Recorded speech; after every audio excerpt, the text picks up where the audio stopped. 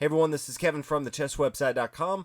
Today we're going to be looking at game number 5 from the 1971 Canada's tournament between Petrosian, who many thought would run away with this tournament, and his competitor, and that is Bobby Fischer. Up until this point, we are tied. Bobby Fischer won the first game, Petrosian the second game, and we have had a draw since then. Bobby Fischer has the white pieces going into game number 5 and starts out with e4, which he has done many times over his lifetime. e5, knight f3, and then knight to f6. So getting into the Petrov Defense after the knight takes here, d6. There's an entire video that you can watch on the Petrov Defense I've made if you're curious why the knight does not come down here to e4, which would be a mistake. d6, the main line. Knight comes back here, and then the knight's going to take. So both sides have taken the e-pawn from their opponents most times, and that's exactly what Bobby Fischer does, is he completely avoids this knight, recognizing that it's not going to be doing too much right now. Can't really threaten it unless he wants to bring his bishop out here. Does not want to stop his pawn, so he continues with pawn to d4. Now the knight comes back here. The main line that you'll see nowadays is d5. This is centralizing the pawn a little bit more and making this outpost for the knight here on e4. But decides to go and bring his knight back to f6 and then bishop to d3, preparing to castle on the king side. Petrosian continues with bishop to e7, getting ready to castle on the king side himself. And then we see h3. Now, it's pretty common just to play knight to c3 here. This gets more material involved into the game. Not sure if Bobby Fischer had just been playing with Petrosian and felt like there was the bishop coming down here to g4, wanted to stop that threat. But either way, decided to play h3, more defensive play, but does make sure that there doesn't come anything on the king side of the board. And then both sides castle, and then c6. Another interesting move as well. Instead of c6, there's lots of options here. You get your bishop involved into the game, bishop here to e6. The most common here is knight to c6. Even if you want to swing your rook over here to e8, you probably want to get your bishop out of this lock that it has here on e7 at some point, but rook to e8 makes a lot of sense. To play c6, blocking off your knight coming into c6, definitely something that I wasn't expecting to see as I was analyzing this game. Rook d1 from Bobby Fischer, controlling that open e file, and then knight to d7. So this does offer up for the knight to come to multiple squares, but it's probably not going to come to the center of the board, which makes it a little surprising to me. c5 and e5 are both blocked off by this pawn here on d4. So going to be looking for another option. Could definitely exchange here if Bobby Fischer were to take, but no real need for him to do that right now. Decides first to bring his dark square bishop out here to f4, and then rook to e8. All those make a lot of sense. Pawn pushing forward to c4, and then knight to f8. So it seems like this was what Petrosian had planned all along. Get the knight back here, so he can bring it to e6 if he wants to centralize it on that front, or g6. He does have some options here, but right now it is definitely on the 8th rank, not doing as much as he is probably hoping for right now. c3, just getting his knight more involved into the game. a6 here, blocking off some of the squares on the queen side that Bobby Fischer could go to. Queen here to b3. Knight to e6, so centralizing that knight. Bishop comes back here to h2. It is under attack here. Bishop comes back to f8, opening up for the rook to also control the open e-file. Both sides are basically doing the same thing here. Bobby Fischer, since he has completed development, has all of his pieces here, can easily swing his rook to e1, put double rooks here, and have more control over this e-file. Pawn to b5, recognizing he can't really control the e-file, can't really control the king side, decides to start pushing on the queen side of the board. Rook to e1, says, I don't really care about the pawns over here right now.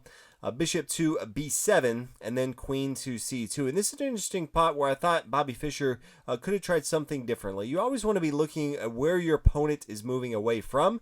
This bishop here on c8 is protecting the knight here on e6.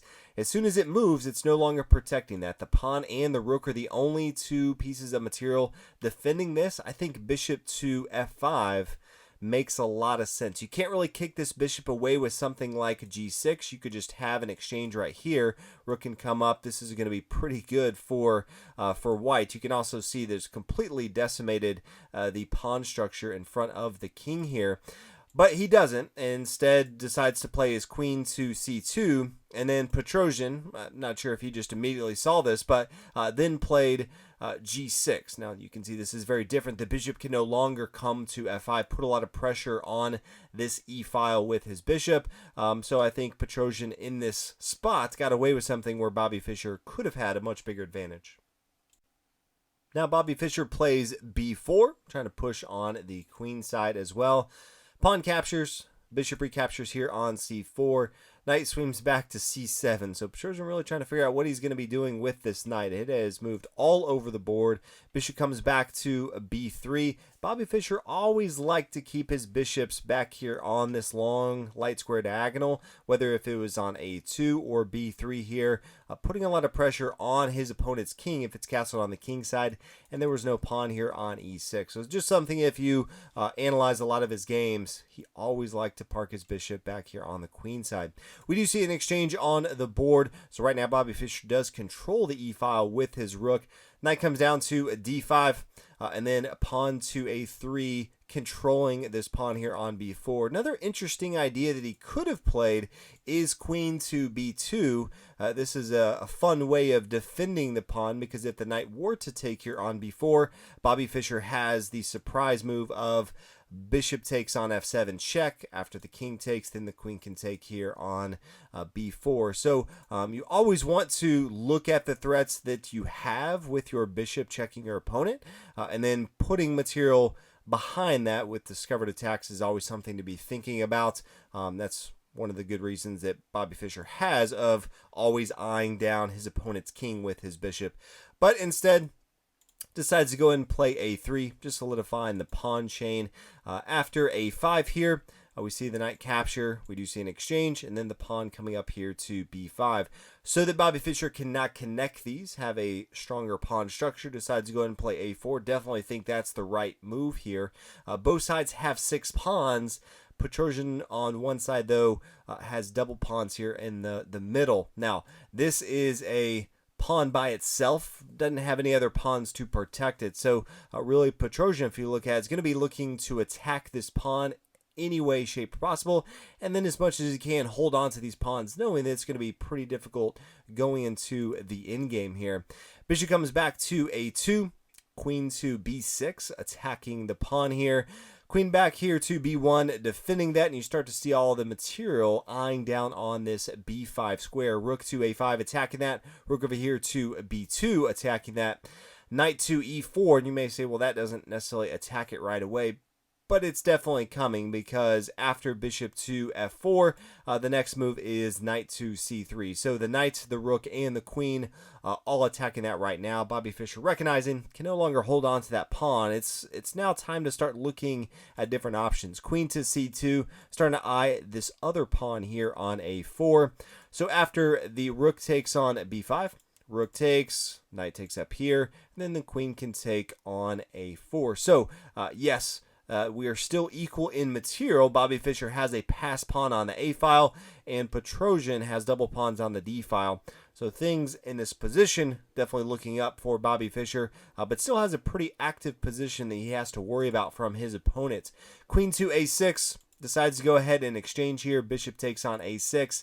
And then bishop to e3. And this is important because it kind of looks like there's a free pawn to go ahead and take here on d5.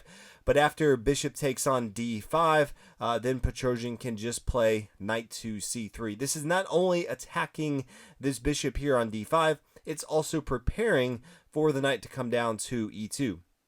That would be a fork. King and the bishop are under attack. This bishop would fall. So there's no real good move for Bobby Fischer. He could just try to get as much material as he could. Bishop takes on f7. There is an exchange. And then he could play king h2 maybe. Has some options here, but just trying to avoid knight coming here to e2. So while the pawn does look like he can be taken, unfortunately that would be a trap. So he correctly sees that and plays bishop to e3. Now the knight takes on a3 as soon as the knight comes down here. No longer threatening coming to c3. Does need to stop that pass pawn. Priority number 1 for Petrosian. And now Bobby Fischer can easily recapture here on d5. Both sides equal in material. going to be difficult for either side to win here. But bishop to c4, attacking the bishop. Bishop comes up, c6. Bobby Fischer not looking to exchange right now. Knight to c2, starting to attack the bishop and the pawn here. Says, yeah, you can go and take my pawn. It's protected by my own pawn. Then bishop comes down, says, I'm going to attack your knight here. So then we see the bishop come down, attacking the knight. You can just see how all of this is complex. All of the exchanges, all of the interactions going into the endgame. If there's one incorrect move, this whole thing falls apart. Luckily for both these players, they're extremely talented. They're not making a lot of mistakes in this game. So bishop takes, bishop comes down, takes here on c2. Bishop comes up to d5, and in this spot, they decide to draw the game. No real way for either side to get an advantage. So game number 5, Bobby Fischer, he came out the gates pretty strong. Game 1, got the win. Maybe thought that he was going to run over his opponent. Remember, coming up into this, his previous 2 opponents, he had won every single game. Won game 1 against Petrosian. Since then, he has not won a game. Lost game number 2 and had 3 draws after that, 2 of which he has the white pieces. So he'll be looking to come back in game number 6 with the black pieces and see if he can make something happen. Petrosian, on the other hand, recognizing that he really has the advantage right now. Held off Bobby Fischer in game 5 and going into game 6. He does have the white pieces. Thank you guys so much for watching game 5. Hopefully you're enjoying the 1971 Canada's tournament. Always fun to watch and analyze some of the old historic chess matches between 2 of the greatest chess players that we have to analyze games on. But thank you guys, and I will see you again in game number 6.